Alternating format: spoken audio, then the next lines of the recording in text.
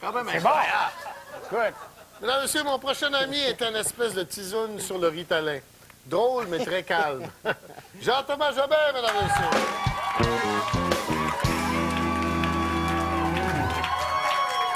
Une autre fois, ben oui, oui, c'est pour parce la que- forme, pour la chance. on disait bonjour tantôt. Je sais Ben pas oui, si on va avoir la chance de... En tout cas, juste pour être sûr. Oui. Bon, avant de commencer, j'aurais peut-être une petite joke à raconter, comme je fais toujours. Savez-vous comment qu'on fait pour... savez-vous comment un unijambiste fait pour pas que les gens se rendent compte qu'il n'y a pas de jambes? Ben, ils restent seuls chez eux, ils rentrent en contact avec personne, puis quand ils répondent au téléphone, ils répondent « Oui, allô, j'ai 2 jambes comme tout le monde. »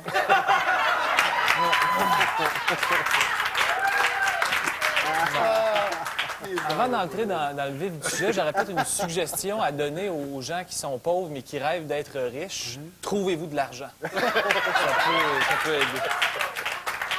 Montréal, t'es très grand, puis toute ta famille est grande d'ailleurs. Alors là, j'ai pensé que je pourrais te demander comment tu mesures, mais je le ferai pas parce que ça me passe 10 pieds par-dessus la tête. Parce que moi, ça me dérange vraiment pas que les gens soient grands ou petits, 5 pieds, 6 pieds. Ça me dérange juste s'ils mesurent genre 6 pouces, parce que là, je les vois pas, puis je m'enfarge dedans.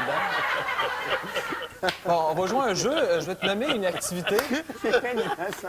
Oui, mais c'est drôle. Pas tant que ça.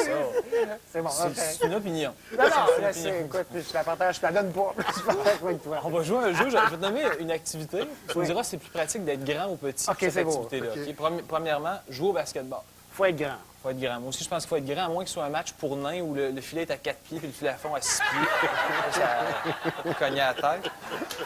OK, deuxième activité, écrire un polar. Faut être petit, mettons. Si, non, moi je pense que ça change rien, ça dépend juste de la grandeur de la table de travail. Bon, Réal, t'es un grand joueur d'impro. Ah ouais? Moi j'aime beaucoup l'impro, puis j'aimerais ça savoir si je me débrouille parce que je n'ai jamais fait. Alors, on va faire une petite impro que j'ai préparée. J'ai préparé une catégorie, puis on va la faire, puis Normand pourra trancher qui a gagné, OK?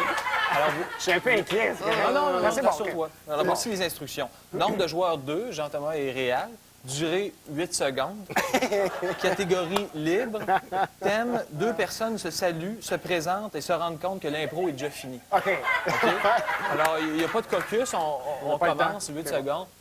Alors, salut. Moi, c'est Jean-Thomas. Moi, c'est réel. OK, bon, ben, ça bien achève. Ça achève. Ça achève. Ça fini. C'est bon. Alors, je sais pas... Ben, tout Sachant que je suis un novice, je sais pas si j'ai le point. Ben, il y a qu'à bottiner un peu. Oui, c'est vrai. Je l'ai eu par la tête. c'est ça. Bon, autre chose pour conclure, c'est que j'ai intercepté ton courrier cette semaine. Je fais souvent ça avec les invités. Alors, C'est pour ça que j'ai rien reçu. Je sais pas si on a le temps un petit peu, on a le temps un peu. Alors, j'ai fait le tri dans les choses les plus intéressantes. Dans la première lettre que tu as reçue, Jocelyn Fournier, 55 ans, qui était présent à ton dernier match d'impro, qui te dit l'autre jour, ton équipe a perdu Réal. C'est dommage, vous méritiez la victoire. Si c'était juste de moi, vous auriez gagné le match, mais remarque que si c'était juste de moi, il n'y aurait pas d'impro. J'aime pas ça, ce jeu-là.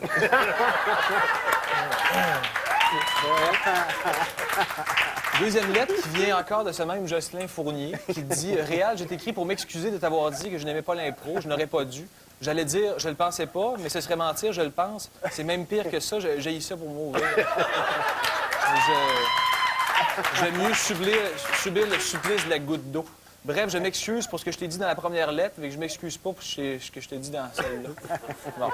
Une troisième lettre qui vient de Janie Lessard, une fan dans une galaxie près de chez vous, qui dit « Réal, tu es excellent dans le rôle de Serge le robot. Tellement que parfois, je crois que tu es un vrai robot. Et l'autre jour, tu as encore plus semé le doute quand tu m'as écrit pour me dire « Janie, arrête de penser que je suis un vrai robot. Je suis un humain. Bip, bip, bip. Zut, faut que je recharge ma batterie. » C'est ça qui l'a rendu confus. Et en terminant, j'ai composé une chanson sur les paroles sur l'air de Au clair de la lune pour encourager les gens à venir voir le film Dans une galaxie près de chez vous, parce que moi aussi, j'étais un grand fan. Alors, j'ai changé les paroles, ça donne ceci. Voyons, j'ai oublié l'air. J'ai oublié l'air d'Au clair de la lune, c'est bon. Au clair de la lune. Au clair de la lune, donc... Au clair de la... Ça fait le pas, Mino. OK, je pense que je la ferai pas, parce que je suis tout fourré.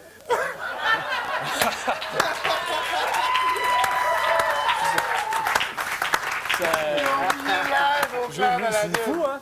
Le gars, moi, j'ai beaucoup... La mélodie, j'ai ça en tête, c'était fait. Jean-Thomas Jobin. Il a oublié l'âne au clair de la lune.